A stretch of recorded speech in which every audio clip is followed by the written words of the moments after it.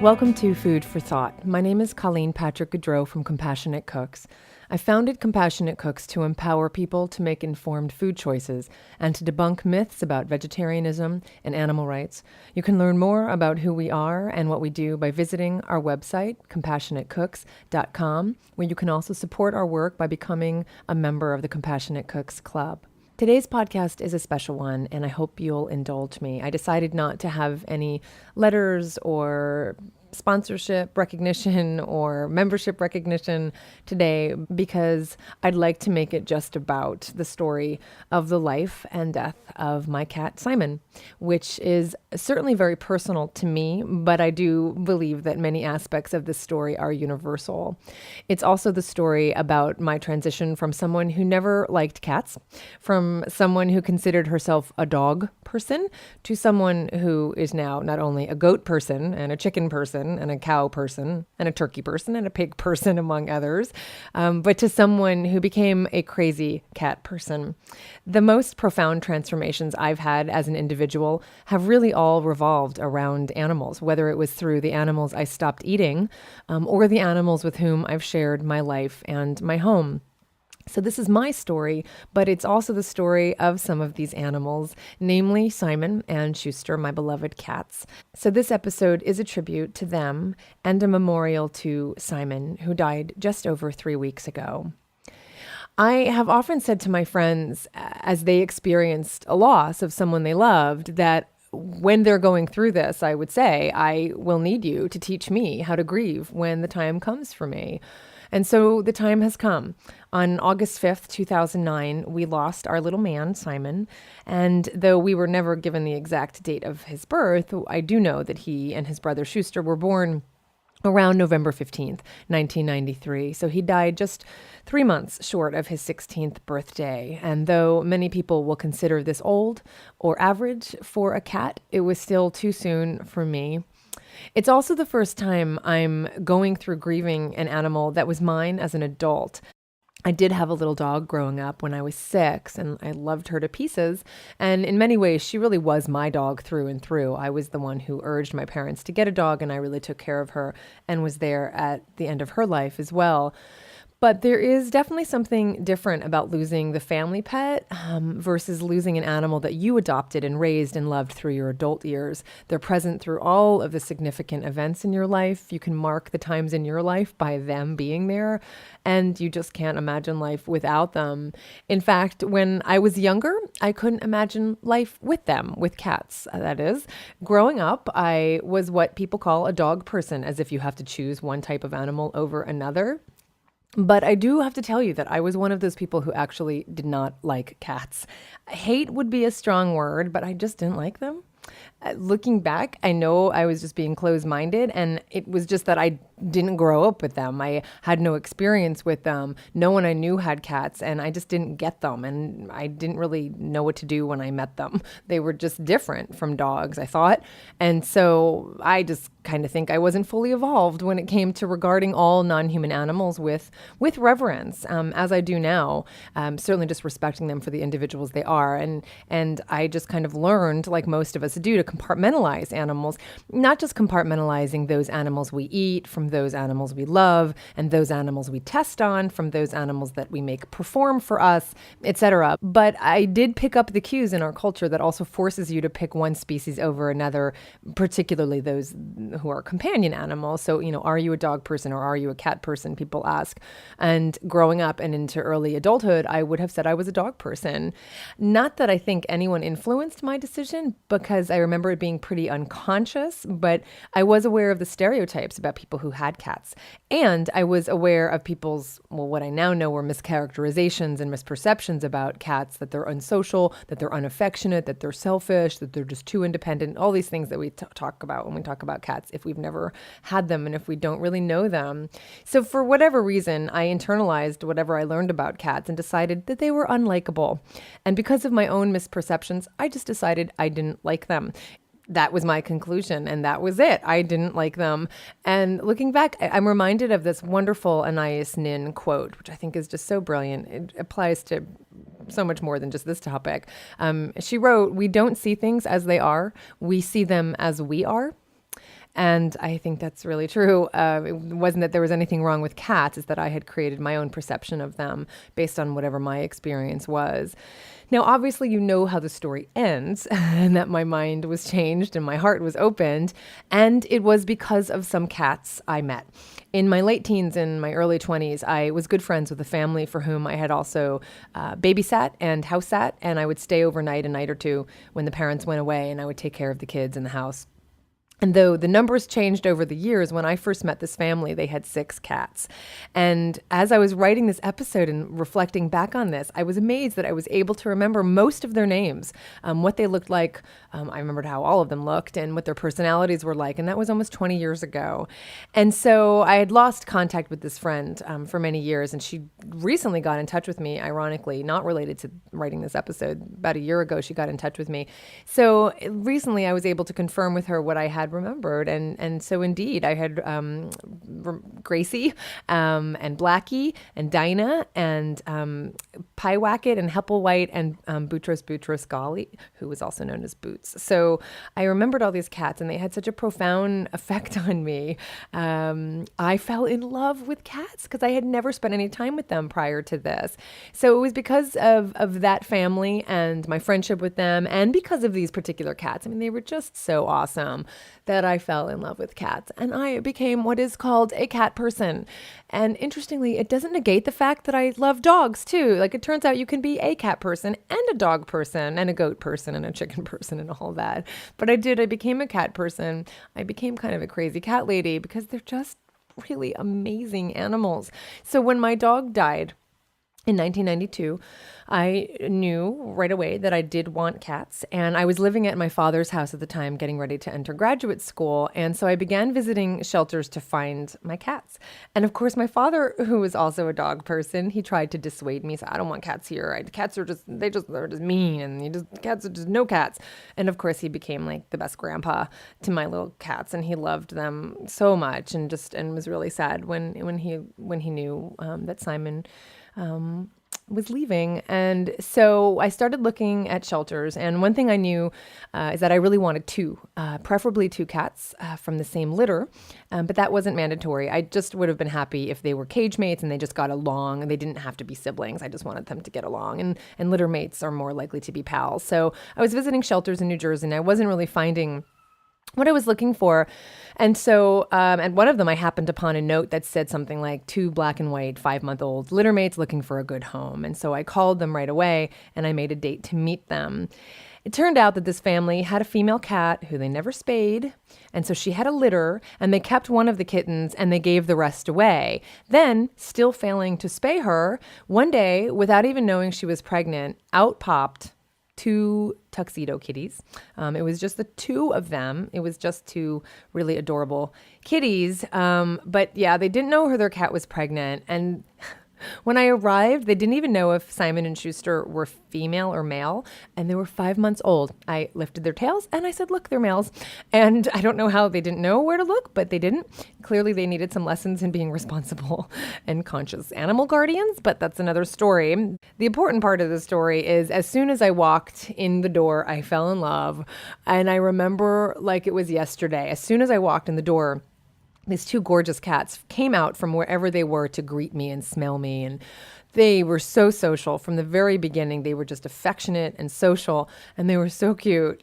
And I have to say, I've been really shocked to have learned since that the cats that are the least adopted cats in shelters are black cats. And I think I talked about this in another episode, black and white cats and gray cats.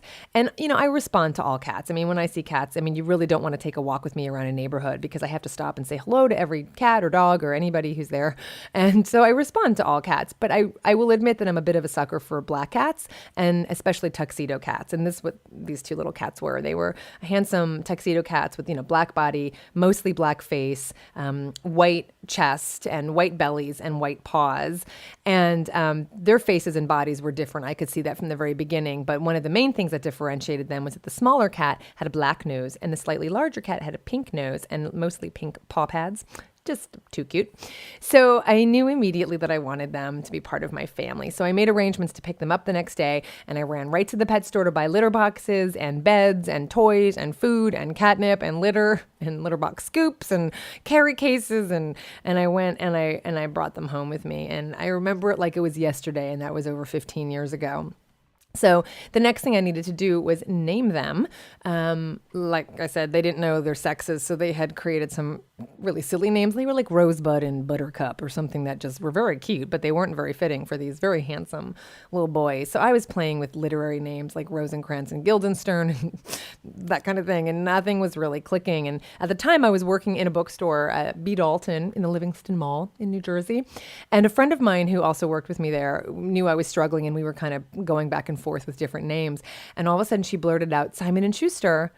And I thought, oh my God, that's so perfect. I loved it immediately. And I didn't like have a particular affinity for this particular publisher. And of course, then we joked about naming them Houghton and Mifflin and Harper and Collins. And, you know, I get that all the time from people still. But honestly, Simon and Schuster were like perfect names for them. I'd always loved the name Simon. And my best friend in high school, his name was Silas, but Cy for short. And we called Simon Cy all the time. And I just always felt that name was very strong.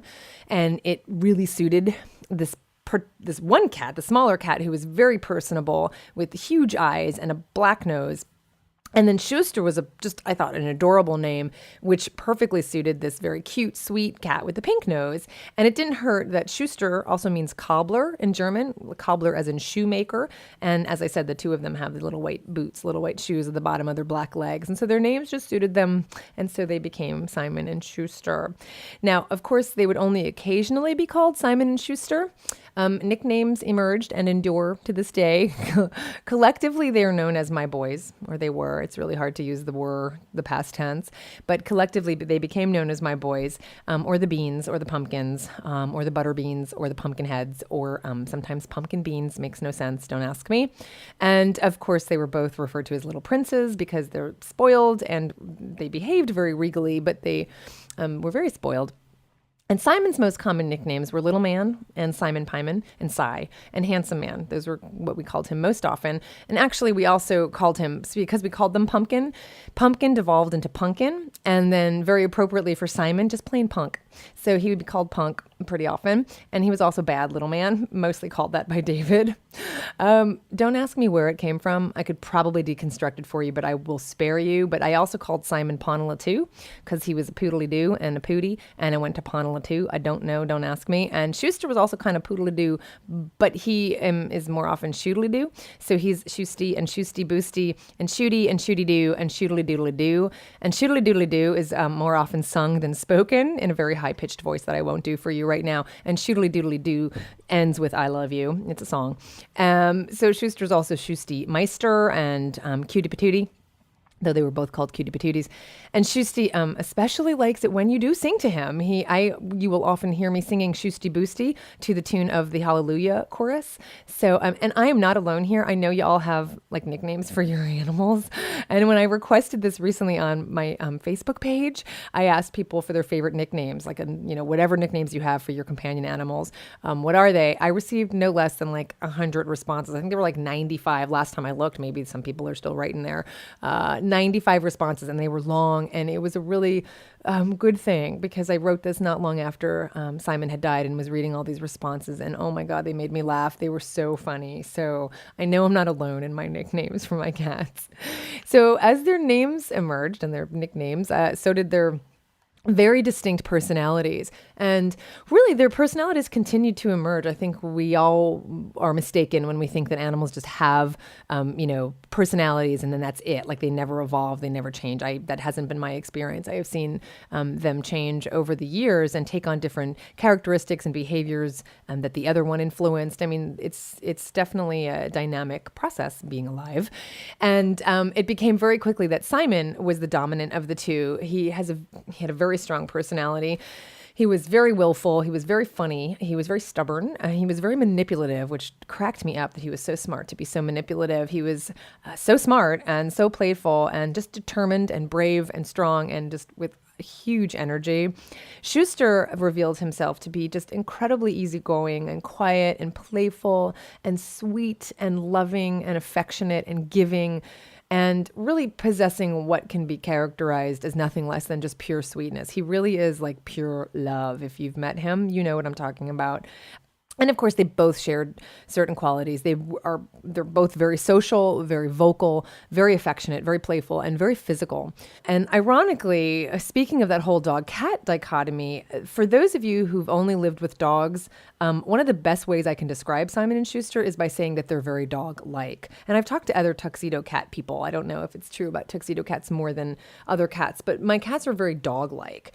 If you've ever said that cats are aloof, or they're too independent, or they don't like to cuddle, or they don't like to greet you at the door when you come home, you have never met Simon and Schuster. Schuster still is, very present cats, very social. From the time they were babies, they greeted me at the door. Every time I came home, they were right at the door.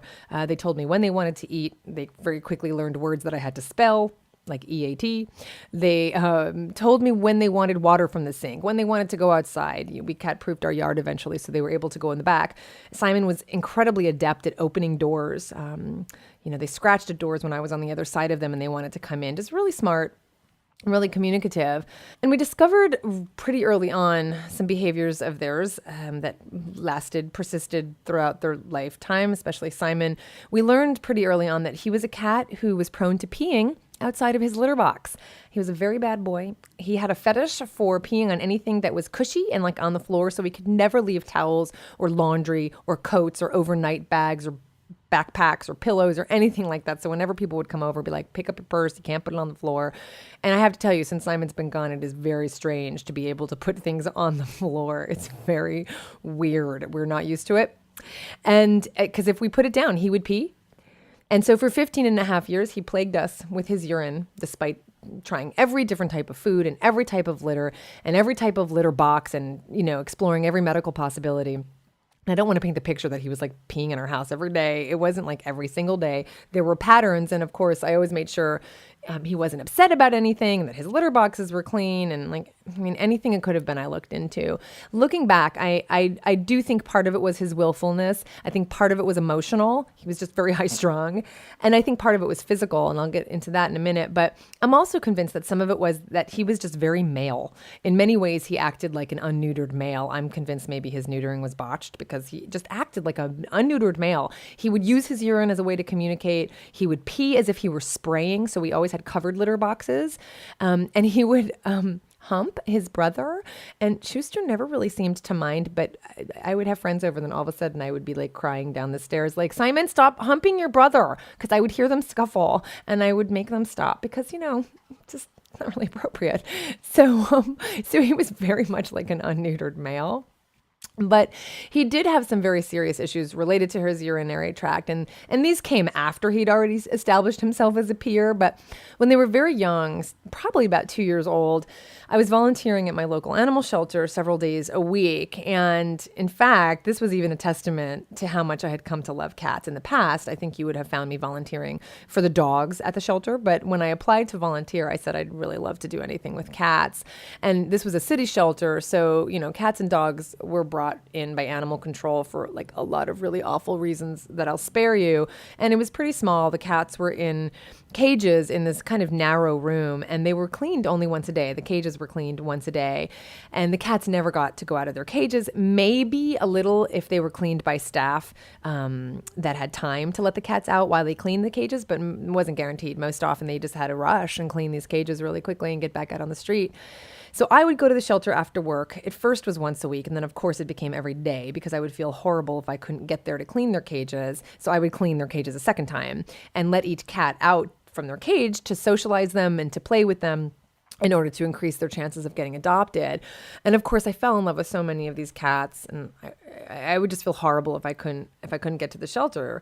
But there was one cat in particular that I fell in love with. She was the most beautiful little cat I had ever seen. Her name was Kelly, and she was absolutely gorgeous. She was a long-haired calico, and she was very shy in the cage, but she had warmed up to me, and she was very sweet and very different once she was out of the cage. So my concern was that she wouldn't be a good candidate for adoption on the adoption days because she would just recoil into herself and go into the corner back part of the cage whenever someone approached. So I knew this was not who she really was, and it was going to deter someone from actually adopting her. So I decided to take her home and foster home and at least give her a home situation in which she would thrive, and then just bring her back on adoption days, which were every other Saturday.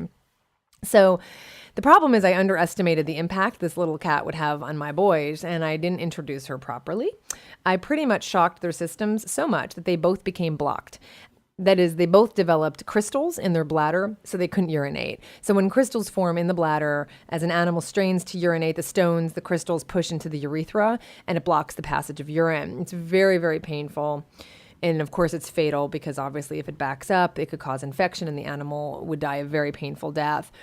So some of the signs you want to look for if your cat is blocked or your dog is blocked, or if they have some kind of urinary tract issue, is, if they appear to strain while they're urinating, if they appear to strain while they're urinating and nothing comes out, if they make frequent trips to the litter box, if you see that they're urinating outside of their litter box, like in the tub or places where they wouldn't normally go, if they're crying or moaning when they're trying to urinate, if they have lethargy, if they're hiding in closets, if they have bloody urine. I mean, you can imagine every time we would leave, and we would always have cat sitters stay. Our cats have never slept alone overnight. We would always have cat sitters, people, wonderful friends, and people would stay, still do, with Schuster now, but with both of them their whole lives. And so you can imagine what my list looked like when I would say, this is not going to happen, but you have to look for these signs, but it's not going to happen. But just in case, you'll want to know these signs. Made them a little nervous. I probably scared our sitters more often than I needed to, but I really wanted to make sure that they could catch something if something happens. And so I was able to recognize it pretty quickly when Simon and Schuster became blocked, and I felt horrible. So now I had this little cat in our home who was just so happy and thriving, and she didn't understand the boundaries at all. She didn't understand why she couldn't get close to these cats that she really wanted to get close to. And she wanted to be close to me as well. But they didn't understand why this little thing was crawling on my chest, and why they couldn't get close to me. It was just not good. And it's all my fault, because I just introduced them all too abruptly, and their little systems couldn't handle it. So then I felt just terrible about bringing Kelly back to the shelter. It just really broke my heart to do so. And so I tried so hard to find a home for her. And everyone fell in love with her photo as soon as they saw it, because she was absolutely gorgeous. But I couldn't find her a home. And so I brought her back to the shelter the next adoption day, and I stayed all day near her cage, and I would tell potential adopters about her as soon as they walked in the room, and all day nobody adopted her. And by the end of the day, I was just completely broken, and I didn't know what I was going to do, because I couldn't bring her back home, but it just tore me up to leave her at the shelter. And so about 10 minutes before closing, a woman and her daughter came into the shelter, and I brought them right over to Kelly and told them all about her, and they decided that she was the cat for them, and they adopted her that day. So of course, I wanted all the cats adopted, but I was so relieved. I was so relieved that they took her home, and I hope she would still, it's very possible she would still be alive today, and I hope she is, and I hope she's happy. But meanwhile, back at home, poor Simon and Schuster were blocked. Schuster was able to pass his stone, which was the most heart-wrenching thing I've ever witnessed. He screamed and screeched while that thing passed out of him. But Simon had to be catheterized. It was awful to put him through that, but it was necessary, or we would have lost him. And he recovered fine, being the tank that he was, and all was well for a little while. But it turned out that first episode kicked off many others in his lifetime where he would get blocked. We finally identified that dry food triggered it, and stress too. And of course, he led the most stress-free life you could have imagined, but he was just high strung. But once we moved to canned food, he never got blocked again. And frankly, after seeing what I've seen and learning what I have, I would never feed my cats dry food now or in the future, any other cats in the future. And that's just my opinion based on what I've learned, but I feel really good about that decision, feeding them only canned food. So the last time Simon got blocked was after his surgery to rid him of that fibrosarcoma tumor, which you can learn all about in my episode called What Do Vegetarians Feed Their Dogs and Cats? And due to the high stress of the surgery, and he was still on dry food at the time, we hadn't identified this yet, he became blocked. And the last thing we wanted to do was put him through sedation and catheterization. And it was just because it was days after the initial surgery. So by this time, we were already at the new vet, and having quickly learned that the other one gave my cat cancer. So Dr. Jenny Taylor, our beloved vet, she was also reluctant to catheterize him. And so There we were at her office, and they were about to close up for the night. And Dr. Jenny was planning on taking Simon home with her to her house to just keep an eye on him and to try to give him various remedies to get him to pass urine himself. And if all else failed, she was going to catheterize him. So meanwhile, we're in the office and we're giving Simon this homeopathic remedy that stimulates urinating. And, we were trying to give him this homeopathic remedy. And that's one of the things I love about Dr. Taylor is that she practices complementary medicine. So clearly we've done all sorts of invasive things to Simon in order to save his life, such as radiation and surgery. And they did save his life. But when we can, we take as many non-invasive and as many natural steps as possible. And so my mind was open about homeopathy. It's open to all sorts of anything, but I had never seen it work. So I wasn't like that. I wasn't 100% convinced that it was going to work. And so basically these homeopathic remedies are just dissolved in water. So we were putting little droplets of this on his paw in the hopes that he would lick it off, and he would just shake it off, his paw. He was just not happy and he wouldn't take any of it. He was just pacing and growling, and he was really clearly in discomfort. And of course, he wasn't urinating. So I asked Dr. Jenny if we could just have a few moments with Simon alone while they closed up for the night. And as soon as they closed the door, I had a little talk with Simon. And I said, look, you are going to be going to a strange house tonight. You are going to be catheterized if you do not take this remedy and if you do not pee. So I put more on his paw, or however I got it into him, but I got it into him. And I swear to you, and David is my witness, and this has been like a long time that he hadn't peed.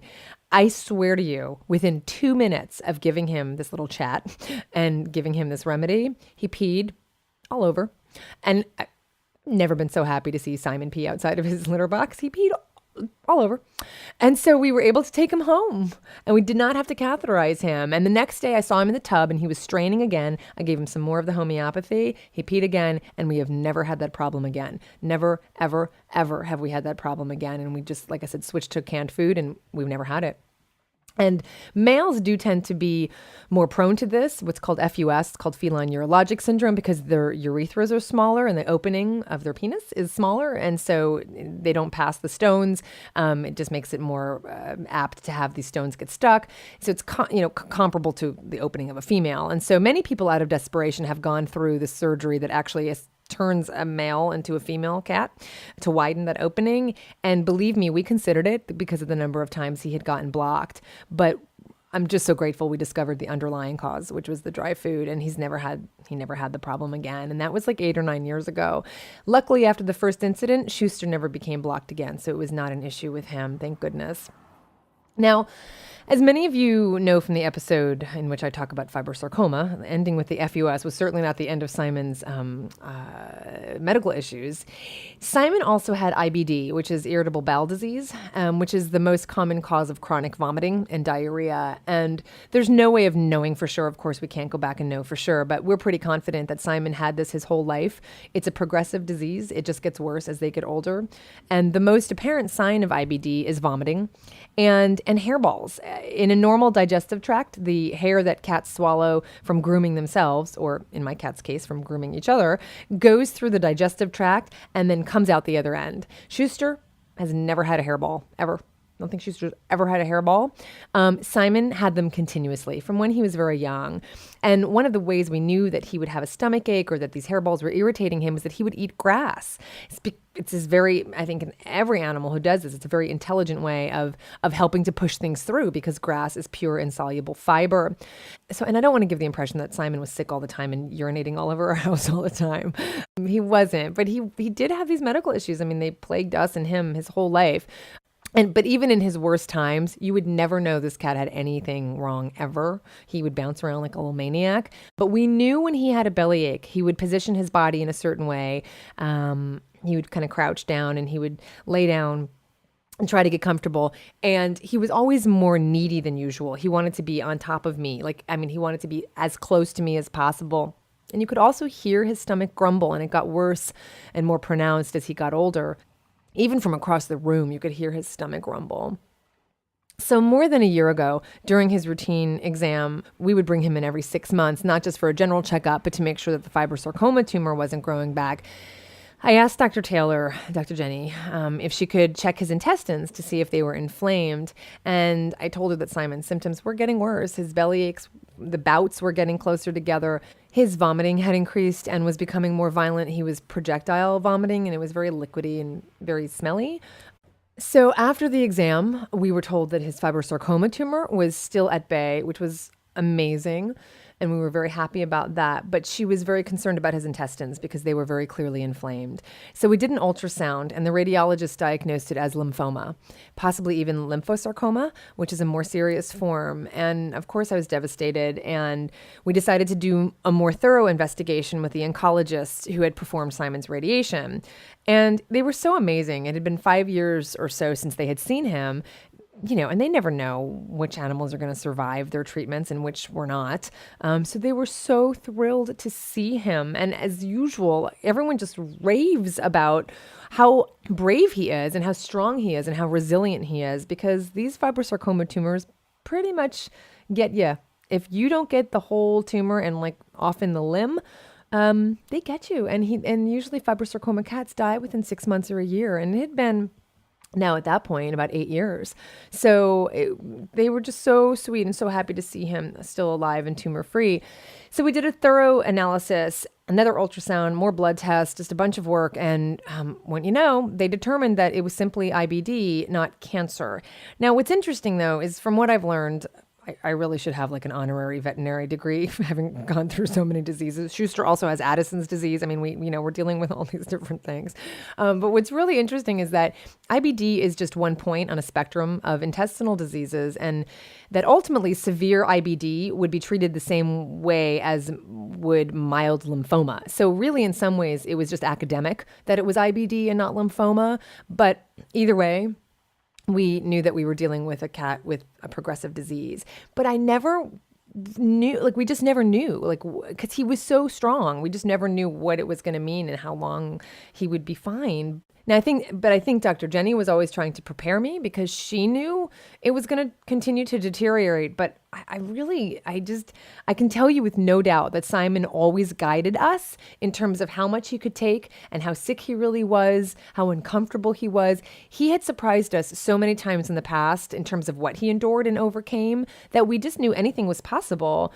So what happened was, at this point, we decided we're just treating his symptoms because, we weren't going to put him through any kind of crazy chemotherapy or anything like that. So we began treating his symptoms, and we put him on high doses of prednisone to reduce the inflammation. And as soon as I would lower that amount, as soon as I would lower the high amount, he would projectile vomit. So we kept them pretty high, and he did fine otherwise. His kidneys were fine, and luckily he reacted really well in that way. And at the time I had kept logs about Simon for years. And at the time this was happening, but just more pronounced, I began keeping a consistent log, more so than usual, on his health. And I just came across it the other day. I'm just not ready to get rid of it yet. It's called Simon's Belly. And the entries begin on December 13th, 2008. And they indicate what we were giving him and how he was feeling. On that day, I wrote, yesterday and today, he isn't feeling well, particularly today. He's all curled up. His fur is kind of up, and he desperately wants to go outside, no doubt to eat grass. Oh, and I can hear his belly rumbling. I'm going to have to give him some more aloe to see if that helps. Poor little pumpkin.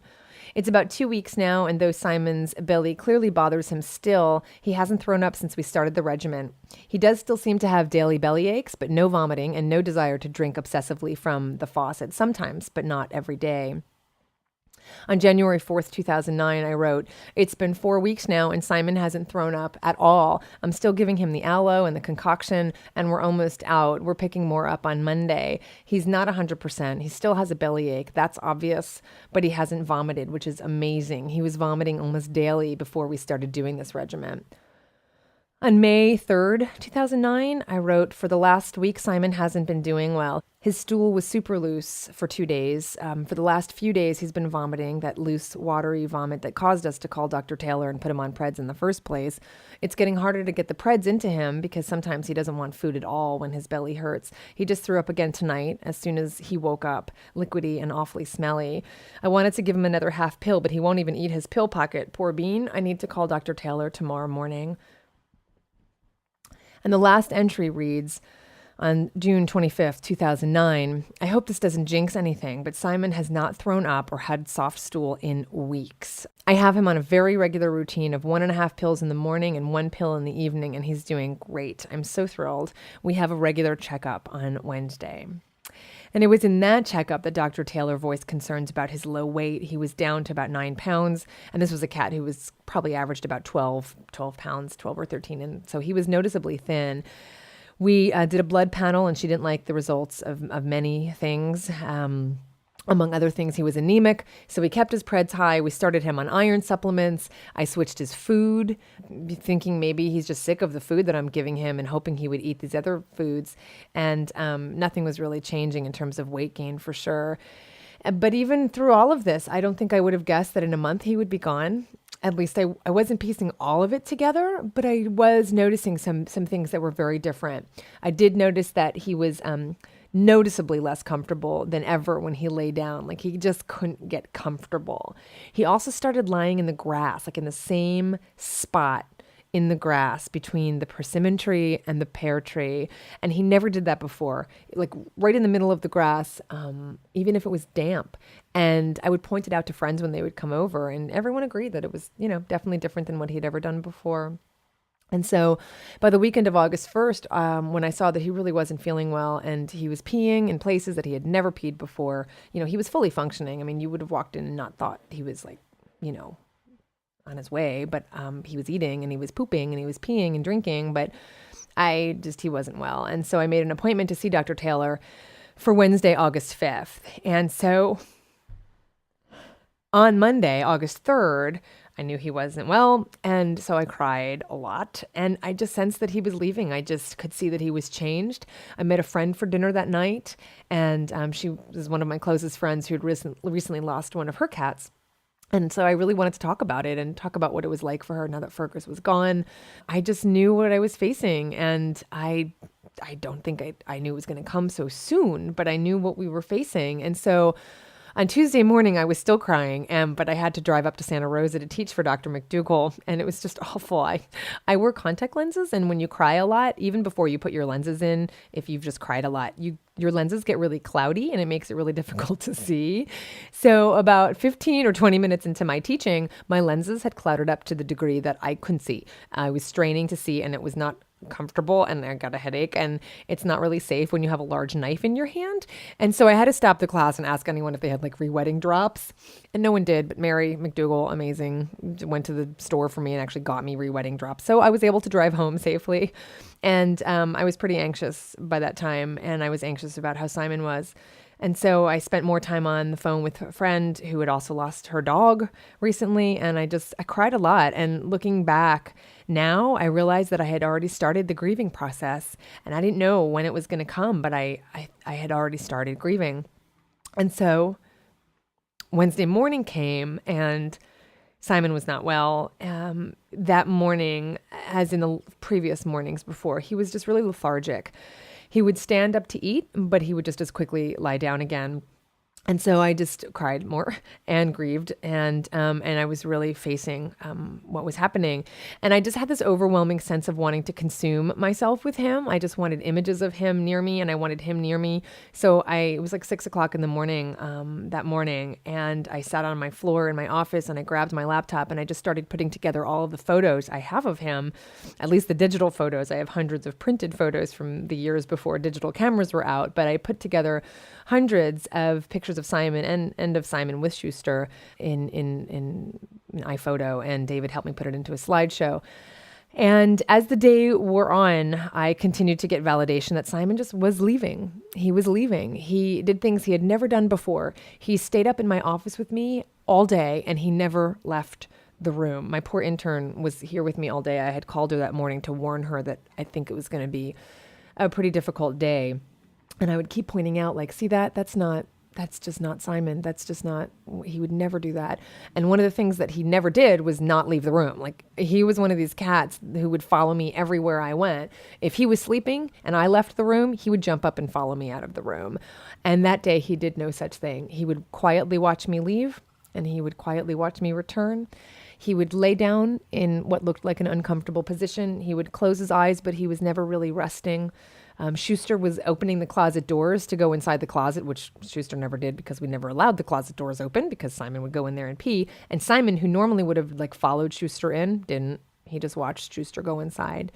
I brought up special food and he would eat it. And he did show interest in food to the very end.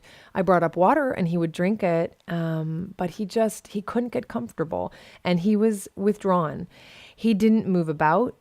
He just appeared very tired, and he wasn't in visible pain or distress. I would have, acted promptly if he were, but he wasn't in visible pain or distress. The best way I could describe it is that he was just done. He was just done. And so by 2:00, I was certain about what we were facing, and my appointment with Dr. Taylor was at 4. Simon had always guided everything. Like I said, he had let us know that it was okay that we did these multiple surgeries. He went through them. He endured them. He thrived. He let us know that he could endure the radiation, and he did. He guided us always, and he communicated with us clearly. He was the most communicative cat. And most importantly, he trusted us. He trusted us to make decisions for him throughout his life, and he trusted us to make his end-of-life decision for him now that it was here. And he couldn't have been more clear. He couldn't have been more clear about what he was telling me.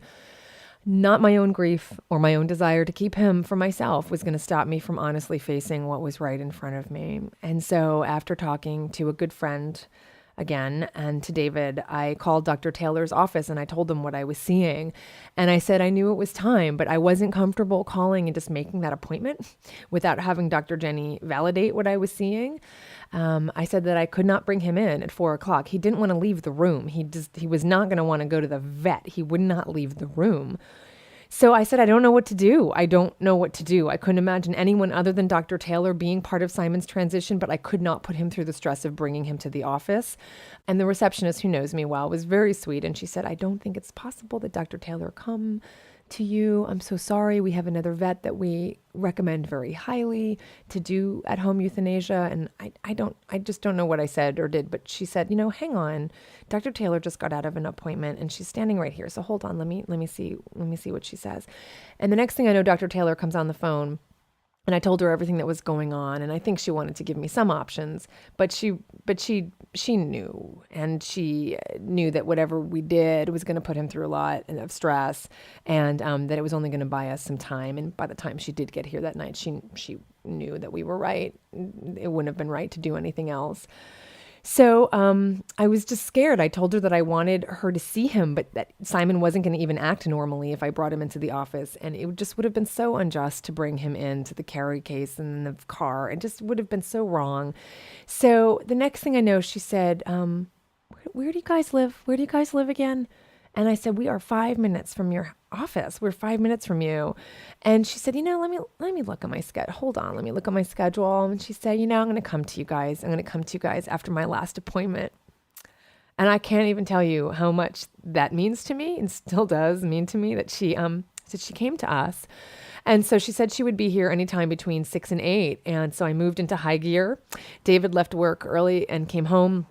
And when he did, he came right home and ran out to go to get some food, some special food for Simon. And he returned with it along with a bouquet of sunflowers. And he got them because he said they were the brightest flowers he could find, which perfectly represented our little bean, who was a constant. He was just light. He was just bright, is what Simon was. And so while David was gone, I gathered a bunch of photos.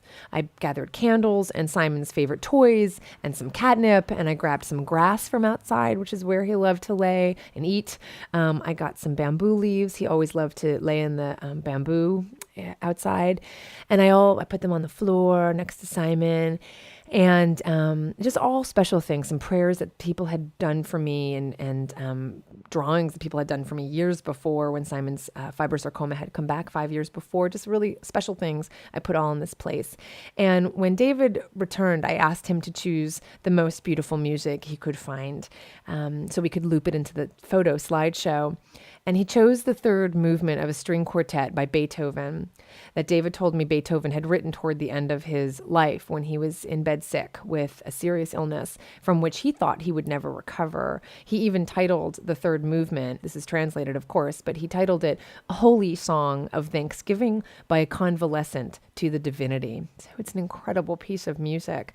And when I asked David why he chose this piece, he said this exactly. He said, I chose it because of the slow melancholy parts interspersed with the moments of extreme joy. And in the midst of Simon's passing, I didn't want to forget about all the joy he brought to us. There's too much beauty to forget about, even in the moment when a soul is leaving us. Those joyful moments in the music specifically represent Simon's spirit and his brightness, just as the sunflowers do. And that's what David said. Like, exactly what he said, and it was so beautiful. And so we looped the music into the slideshow, and we just let it play over and over with his images filling the screen. And we sat down with him, and we told our favorite stories about him, some bringing us to tears and some bringing us to laughter. And we gave him lots of kisses, and we petted him.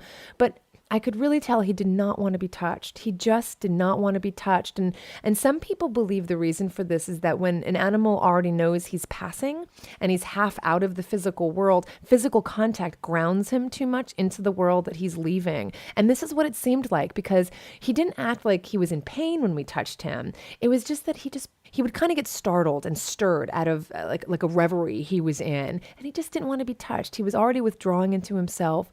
And what I'm so grateful about is that he could have gone anywhere else. He could have separated himself completely from us, but he chose to stay with me all day in my office and then stay with us when David came home. My office door was open all day. He could have gone all day, but he chose to stay. And what I haven't told you is that not only did Simon never leave the room, but neither did Schuster. He left once, I think, to go to the bathroom, but he came right back. And I can tell you with 100% assurance that this was no coincidence that Schuster stayed in the room all day. Schuster knew exactly what was going on. And though he was like up in his chair and he was kind of sleeping and he was seemingly removed, I am certain he made a conscious decision to stay even once Dr. Taylor arrived. He was always so responsive to Simon. He was the best brother any cat could have. Simon, if the best way I could describe the difference in terms of affection between Simon and Schuster is that when Simon cuddled with you, he really needed you. And of course, I was always happy to be there for him. When Schuster cuddles with you, he wants to give to you. He is so giving and so generous. And he was like that with Simon. If Simon needed him in a heartbeat, Schuster would respond. Thousands of times I witnessed Schuster sleeping comfortably in one of his favorite spots, and Simon would jump up and immediately want attention or to be groomed. And Schuster would be there in a second and never resisted. So it was pretty significant that Schuster was here the whole time.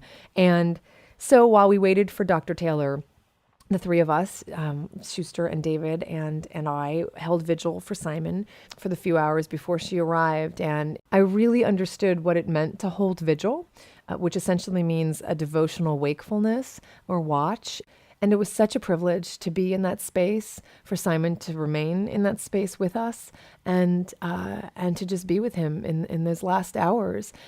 And what was amazing was one time during this vigil, just prior to Dr. Taylor arriving, Simon stirred and rose up with purpose. And I was like, "What's up, honey? Like, what do you want?" And at a time when Simon could have done anything at all, he stood up, he walked to his litter box, and with what felt like a nod to us, he peed in his litter box. This was a cat who challenged us all the time in this area. And with all the dignity in the world, he used his litter box. You have to understand how significant this issue was in our lives with Simon to know how profound an act this was. He ate a little food after that, and then he just went back to lying down. He was so beautiful. He was so dignified. He was so amazing. The dignity with which this animal guided us through this process was so profound. And it was very special for me to have Dr. Jenny see Simon in his own home. to see the photos. She had only seen him in her office, obviously, where he was never really very happy. And so for her to see all these joyful photos of him and his brother was really special. And she thought that Simon might react differently when she came because of the association with her. But Simon was fine when she came. And again, my perception was that Simon was not only resigned to what was happening, but he was guiding it. He kept vigil too. David described it like Simon was waiting, and that's really what it felt like. So we told more stories, and we laughed about what a little bugger he was, and about how brave he was, and how amazing he was in so many ways, especially in the way that he beat the fibrosarcoma. And I can tell you that I am so very grateful that it wasn't fibrosarcoma that took him. I am so grateful that it didn't get him, and that's not what he died from. I think the way I feel right now would be very different if that's what he died from, because it was something he should never have gone through. It was so unnecessary and so unjust, but he beat it. And so we said our goodbyes to Simon, and as Dr. Taylor guided him out of his discomfort that his little body had put him in for so long. And so we let go of our little bean, and I still take comfort in the fact that he is no longer suffering. He has no belly aches, and he's at peace. And true to his character and bond with Simon, Schuster never left the room throughout this whole process. In fact, at one point, I brought Schuster down from the chair to be closer to Simon. Just, do you want, And I swear Schuster looked at me as if to say, I'm here. I don't need to be right here to be present with him. I know exactly what's going on, and I'm fully present. He looked at me, and he jumped right back on his chair. He could have left the room, but he just jumped back up on his chair, and he remained there all night with Simon's body. And he left only when we wrapped up Simon's body the next day.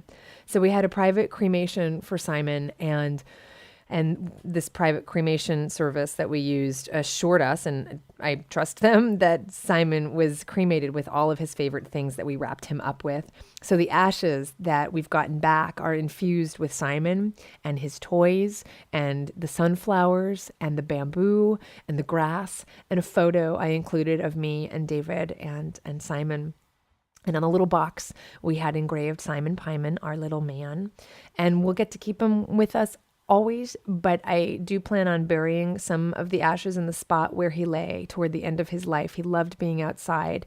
And in those last days, in that last week when he was in that grass pretty frequently, and I told my dear friend Kenda about this peculiar behavior, sitting in the grass in the same spot every day, she thought that he might be choosing where he wanted to be buried. So we will keep some ashes with us so we can take him with us when we leave this house, but we will bury some in the spot between the persimmon tree and the pear tree. It's been 3 weeks since Simon died, and I still cry every day, but sometimes they're short, sometimes they're unexpected, and it's okay. When I think of him with joy. I feel joy more than sadness, but I let the tears come when they come, because that's okay, because it's just normal. But this whole process for me has been really clean and really clear, and I'm so glad for that, because I think the thing that I was most afraid of, that I think most people are afraid of, is the fear that I was going to make a premature decision. I was so afraid of that moment when we would have to grapple with whether or not it was the right time. But I'm not plagued with those questions. Simon saw to that. He gave us the gift of clarity. And we have no doubt that he was leaving, and he just needed our help to continue passing with dignity and grace. And he did. And so I keep Schuster very close. I cannot say that I'm going to have the same reaction. I'm scared to death of losing Schuster. I'm not, I'm not looking forward to that, but we keep him very close, and I've been watching him grieve in his own way. The day after Simon left, Schuster did not leave my office at all. He kind of went out for a little bit and then came back up, and he stayed up in that green chair. But once he left that green chair in that office, he would not go back to it. That was his favorite chair. Up in my office, and he would not go back on that chair. It's as if he associates it with the place that he was in when Simon died.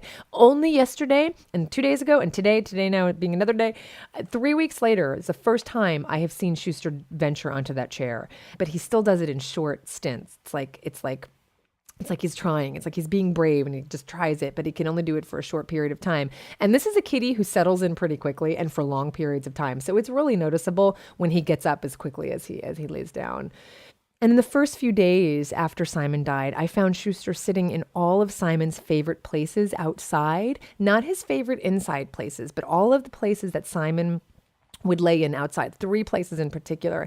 Inside, he has abandoned all the places where Simon lay or where he lay with Simon. He will not touch one couch, like this love seat in my living room that he was in all the time with Simon or alone. He will not go near it. But he's found new spots, completely new spots that he never lay in before that he lays in now. And it's so interesting to watch his process. He's still very affectionate with us. As always, he still spoons with me every night when we go to bed. The first few mornings were the hardest for me because we would have a love fest every morning. Every morning, Simon and Schuster would come bounding on the bed and cuddle and purr and play. And we would have what I called a love fest. And so the first few mornings were hard because they were so different. But the first morning after Simon was gone, Schuster was under the covers with me, which is very common because he does that every morning. And instead of spooning with me, spooning like I am on my side and his back is pressed into my belly and he is facing away from me and I'm, rubbing his belly. That first morning was so sweet. He was under the covers with me, but he was facing me. And he placed one paw on my shoulder and one paw on my cheek. And that's Schuster. He's the most amazing little blessing that we get to share our lives with, and hopefully for a very long time. David has been replenishing the sunflowers each time they have died, and we have been so blessed with so many amazing friends and so many loved ones and podcast listeners who've enveloped us with shared sorrow and love. We've received just beautiful cards and messages and flowers and letters and gifts. And the other day I completely broke down unexpectedly. I received a notification that an incredibly generous couple in Boston, who I know casually as fellow activists and farm sanctuary supporters, but not so well that you'd even call us friends, made a donation in Simon's name to the Farm Sanctuary Rainbow Bridge Memorial. And they adopted a goat named Simon in our name, who lives and who I've met at the New York Sanctuary, at Farm Sanctuary. Another podcast listener's partner, who's a pet portrait painter by trade. She's a very talented artist. She's painting a portrait of Simon from my favorite photo of him. And Dr. Jenny sent us flowers and a card that was so moving, and I'd just like to share it. She wrote, "Dear Colleen, David, and Schuster, I know there is a huge hole in all your hearts and home. Simon was so brave and full of grace and wisdom to the very end. I will never forget his brave and courageous spirit. It was an honor to be with you all in his final moments and to help make his transition gentle and peaceful and filled with love in his own dear home. With all my love and shared sadness, Dr. Jenny." I created a shortened version of the slideshow I mentioned earlier, and it's up on YouTube. Just the idea that people have taken the time to look at the images of my little bean means so much to me, and you can view it if you want to by going to YouTube and searching for Simon Pieman. Simon Pieman, A Life is what it's called. And in that slideshow and at the end of this episode, you will hear the Beethoven piece that we played as Simon passed. It's a 20-minute long movement, so I can't play the whole thing here, but it's a beautiful piece and I hope you enjoy it. So thank you for indulging me. It's very special to be able to memorialize Simon this way and sharing his life and his death with you. And thank you for keeping us in your thoughts. This little cat brought an abundance of energy and life and light into this world, and it was with dignity and grace and beauty that he left it. May you hold your loved ones close and find solace in their love while they're here and when it's time to let go. Simon Pieman, November 15th, 1993 to August 5th, 2009.